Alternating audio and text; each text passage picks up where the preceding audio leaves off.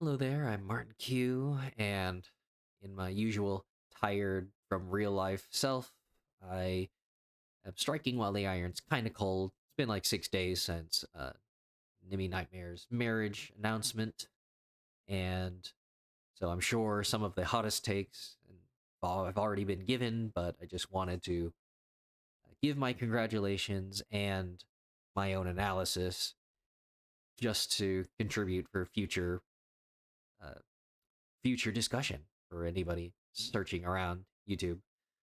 So yeah, it's 2025. I already have some discussions on content creation, a lot of pop culture stuff like that, but I just wanted to have one for specifically content creator parasocial relationship success metrics, I suppose. So yeah, nothing against Nimi Nightmare, of course, as an individual, just that she's a part of this entire environment that you can be a content creator, you can be funny and skilled, interactive, all around good person, and just that on some level, there is because we are currently being alienated by capitalism and work life balance, your ability to seek relationships, seek satisfaction and community connections, then we have loneliness, we have toxic relationship expectations, celebrity culture, and stuff like that. And while all of that just kind of mixes and blurs together, then you have content creators, celebrity culture, the bread and circuses, the escapism, distractions in your life, where, yeah, there's a large audience of people who are experiencing dissatisfaction and or loneliness, and they see content creators, and you interact with people on a long term, somewhat close for strangers uh, environment.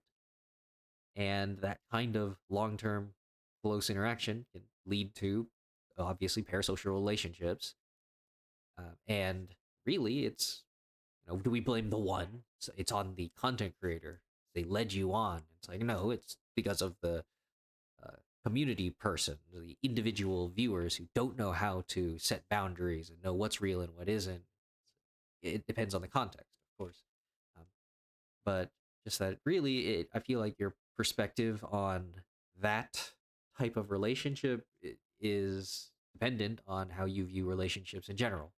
So I feel like I have to limit the scope so I don't just end up talking about like, here's my love guru advice, but just that if you believe that a romantic relationship uh, can be built upon a foundation of friendship, where people say, oh, yeah, I would like to hang out with them. And then a romantic, intimate relationship is simply a friendship that has taken the next step, that you just happen to want physical intimacy, sexual pleasure, and then legal status with marriage or partnership and cohabitation or something, right?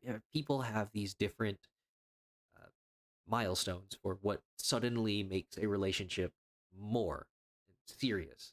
So, with that said, then with your image of a relationship in mind, the idea of like, oh, well, yeah, there are people out there who are coworkers and it's something professional and then it becomes romantic. It's reciprocated.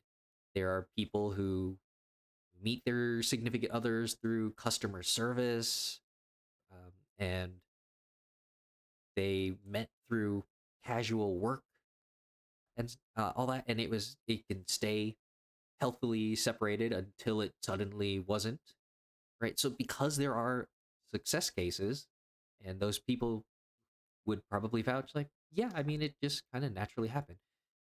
That because we can't just say like you're wrong uh, to them while also acknowledging the many unhealthy cases of like, yeah, of course, this celebrity is lusted over by an infinite amount of people, and they're not going to have a devoted, intimate relationship with all of them. Um, then, yeah, like where do you draw the line in between that? Because then with content creation, it's you have the cases of an audience where until you know for sure that the person that you're watching or interacting with has explicitly stated that I'm in a relationship and I'm not seeking a new one, then don't approach me or proposition me, be somewhat flirtatious with friendly boundaries. Just don't do that ever. Right? Until that happens, there's always going to be some sort of undercurrent to interactions where it's like, who knows? It could happen, and you just be polite and friendly about it until it does, and that's that's difficult. I'm never just going to give the easy answer of like that's how you can tell. We live in an age where there are clearly content creators that lean into sex appeal or simulations of relationships or just genuinely being a good person and interacting with the community for over long periods of time. Whichever part of that spectrum of real or fake relationships, there's you're going to have more cases of like maybe mine is the real one, and that OnlyFans woman or that girlfriend experience content creator, like yeah, we chat outside of the stream or outside of the ASMR girlfriend experience stuff. And obviously, I say girlfriend experience that it can happen for either gender of all sexual orientations and stuff like that. Um, and it really just comes down to, uh, I mean, how you feel about it. I don't think there's an. I feel like there. If I search deep enough, right? If it were really my job, then I'd be a bit more professional than Google search about Reddit articles of and stuff like that. So you're searching for echo chambers of content creator communities and stuff like that. It's just like just to see set the baseline. I know that there are. I at least saw, but I can't find it again. There's people who take independent uh, statistics on like, oh, the growth of followers versus content creators who are single and the ones unavailable, and then the ones who are in a relationship. And then I specifically remember that person's statistical study because there were people in the Reddit comments who were then saying stuff like, okay, well, first off, I'm measuring followers versus concurrent viewers that watch ads versus subscribers or members who regularly donate money and tip and provide their monthly guaranteed subscription income, that sort of thing. Those are different measures of success than just followers, because there are plenty of people with high amounts of followers who maybe don't pull the large crowd, so it's hard to judge success. And then, aside from that measurement, you have just the relationship status privately of that content creator, which is kind of defeating the purpose. The whole point is whether or not the content creator discloses with their audience or regularly announces stuff like, oh, me and my significant other and my husband, my wife, right? Like if you say those things, then it becomes much clearer. Like, oh yeah, they're not available. They're happily in a relationship, right? It's always been weird to me that you have to like spy somebody's ring finger, which obviously people can take that off, and the other weird social etiquette stuff about relationship status. But it's like, yeah, you always have to like be on the lookout for this, and like that's an engagement ring. That's their fiance, but they're not really. Maybe they're not really committed yet, and then no, that's the marriage ring, and then you really know.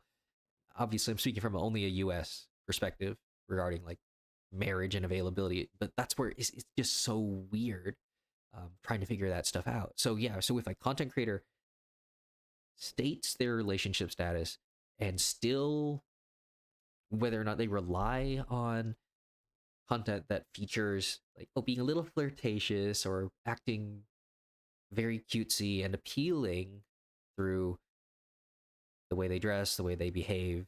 I'm not about to get into Puritan um, ethics and sexual I don't know, how do I put it? How do I put this? Um, I don't know, but policing even about like, oh, that's it's basically the argument of like, how do you know something is porn? You kind of have a general definition, but it's really more about you know it when you see it. And then there are content creators who can dress or act provocatively, but they may not give um, the vibe of like, yeah, and I'm actually flirting with you, versus like, oh no, that's just a character design. Versus when it becomes incredibly obvious that no, this is entirely sexual and it's meant to prey on a lonely online demographic, lonely fans, all of that stuff, right? It's, I'm sure everybody has some examples already. Um, your personal understanding of like what that kind of person might look like. We know that they exist. And again, not to say that they could be good content creators in every other way, just that some part of that growth and success is attributed to the appeal of being available. And I'm sure I'm not going to insult anybody's intelligence. That there's no way Nimi Nightmare, for example, like did not consider the appeal of like announcing versus not, and stuff like that. Like, oh yeah, if you do this, all of those simps, the single people who thought, me, there's the slightest chance, some of them will stay, and but I mean, you can't imagine that it's going to be the exact same as it was before your announcement. Um, so yeah, I mean, there are plenty of there's plenty of evidence. I know you could call it could be anecdotal. So I could, there's problems with me not being a professional statistician of people who like suddenly are people not networking as much, content creators who don't suddenly think that they're available and like, oh well, let's is it worth is it not building a relationship? And obviously you can still network and it's great. A lot of the biggest streamers constantly go with each other anyways, but just that little extra thing, um, hard to tell. Then yeah, hiding it, whether or not they get quite as much income, whether or not you disclose things in your, yeah, regularly disclosing it. Yep. Gifters, tips. I know there's some weird like tax stuff regarding like, oh no, that's a tip versus no, that's a donation, like a charity thing or something. Um, yeah, stigma on like relationship status. The U.S. obviously has a lot of weird Puritan uh, beliefs on like, oh, well, that's casual and like, no, you should be committed and devoted. But I don't know. Without, I'm trying not to make this blow up into like a several hour video, but I just wanted to provide some of that on people being aware, and that it is on us, the viewers, to respect their boundaries, but still being human, because you kind of never know. You make good friendships, and those friendships can become more. They might become you might drift apart. Who knows? But it in this day and age, as it's harder for people to make friends as adults because of work life balance until we fix a lot of systemic problems, third places, and lacking community, chances to socialize, it becomes even harder for people to pick up social cues. It becomes more awkward, and it makes people more off-putting, which means people want to interact with them less, and it just builds upon itself of where people lose uh, the common sense of like how you should respond to like, oh well, I have a boyfriend, I have a girlfriend. It's like, oh, it's a shame, lucky them, I'm happy for you, and you can move on with your life knowing that you have a chance to not die alone. Not to be too grim, but I mean that is the ultimate fear, right? Just like didn't have a chance, whether you're satisfied with yourself as an individual and then you build a life that you then want to share with somebody else who has your values, who meshes with your personality, and whether you have the time to get to know them. And it's just that, yeah, content creators and these in the internet celebrity culture just happens to be in that exact spot of they're a little more approachable than the average Hollywood celebrity. So yeah, I just wanted to contribute a little there with more bite-sized topic discussions, and hopefully this keeps me from getting feeling overwhelmed, some like imposter syndrome of not being able to provide anything to what little internet niche I can carve out here. But thanks for listening to my thoughts. Um, so yeah, take care, everyone. Till next time.